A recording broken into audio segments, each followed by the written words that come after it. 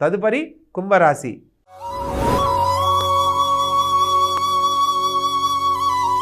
ఈ యొక్క కుంభరాశి జాతకులకు లగ్నాధిపతి అయిన శని భగవంతుడు లగ్న స్థానంలో సంచరించడము ఖచ్చితంగా మాట్లాడే స్వభావంతో పాటు అనుకున్నది చేయడానికే మొండి పట్టుదలను ఇవ్వడం జరుగుతుంది. తత్కారణంగా కొన్ని సందర్భాలలో ప్రారంభించేటప్పుడు ఉన్న శ్రద్ధ చివరి వరకు లేకపోవడము మందగమనం అన్నమాట. అంటే మొదలుపెట్టేటప్పుడు ఉన్న శ్రద్ధ చివరి వరకు లేకపోవడాన్ని గమనించవచ్చు.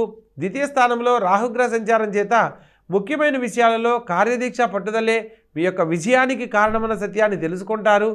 తృతీయ స్థానంలో ద్వితీయాధిపతి అయిన గురువు సంచరించడం చేత తోడపుట్టిన వారి సహాయ సహకారాలు, తోడపుట్టిన వారి సలహాలు మీకు ఎంతో దోహదపడతాయి.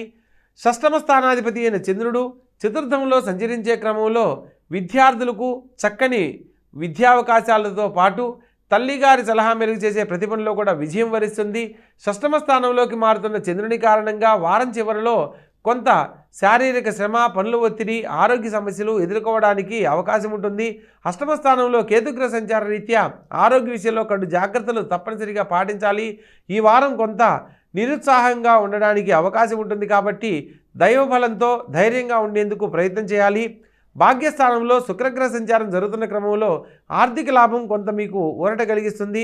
భాగ్యస్థానంలో సంచరిస్తున్న శుక్రుడు రాజ్యస్థానంలోకి మారుతున్న క్రమంలో స్త్రీ మూలకంగా కొంత శుభం చేకూరుతుంది. రాజ్యస్థానంలో సంచరిస్తున్న కుజుడు లాభస్థానంలోకి మారుతున్న క్రమంలో భూ సంబంధమైన వర్తకులకు, వ్యాపారస్తులకు ఇది అనుకూలమైన కాలంగా చెప్పడం జరుగుతుంది.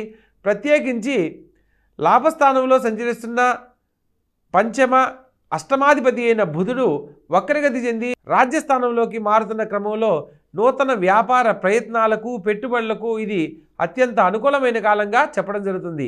అదేవిధంగా లాభస్థానంలో రవి మరియు కుజగ్రహ సంచారం జరగబోతుంది కాబట్టి ముఖ్యమైన పనుల్లో ఆర్థిక లాభంతో పాటు తండ్రి గారి సలహా మెరుగు చేసే ప్రతి పనిలో కూడా విజయం మిమ్మల్ని వరిస్తుంది.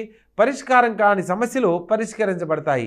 మొత్తం మీద ఈ రాశి వారికి అష్టమ స్థానంలో సంచరిస్తున్న కేతువు వల్ల ముఖ్యమైన విషయాలలో ఇబ్బందుల నుంచి బయటపడడానికి ప్రత్యేకంగా గణపతిని ఎరుపు వర్ణంలో ఉన్న గణపతిగా అలంకరింపజేసి ఓం గం గణపతియే నమః అనే మంత్రాన్ని ప్రతినిత్యము పఠించడం వల్ల ఈ వారంలో ఎదుర్కొనబోతున్న సమస్యల నుంచి బయటపడతారు. లేదా నవగ్రహాలలో కేతుగ్రహానికి సంబంధించి ఉలవలు 1.25 కిలో, పీచు తీయని టెంకాయ 1, 2 ఇస్తరాకులు, అదేవిధంగా సిమెంట్ కలర్ వస్త్రాన్ని కనుక బ్రాహ్మణునికి తగిన దక్షిణతో ఇచ్చినట్లయితే మీరు ఈ వారంలో ఎదుర్కొనబోతున్న సమస్యల నుంచి బయటపడతారు. కాబట్టి తప్పనిసరిగా ఆచరించండి. ఆనందకరమైన జీవితంలో జీవించండి.